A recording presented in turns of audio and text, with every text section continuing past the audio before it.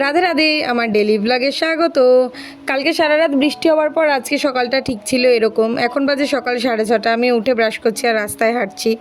সকাল সকাল পড়াতে চলে গেছি। পড়ি বাড়ি ফিরতে ফিরতে 8:30 বেজেছে। আর এই জায়গাটা দেখো, এত গাছ, কত সুন্দর লাগে দেখতে। বাড়ি ফিরে মায়ের টুকটাক হাতে কাজকর্ম করে দিয়ে আমি চলে গেলাম আবার পড়াতে। বাজে 10টা। 10টা থেকে 11:30, 11:30 থেকে 1টা অবধি আমার টানা পড়ানো ছিল।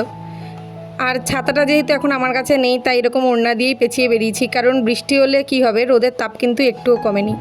দুপুরবেলা বাড়িতে এসে খেয়ে নিলাম পটল সর্ষে আর আলুর তরকারি দিয়ে।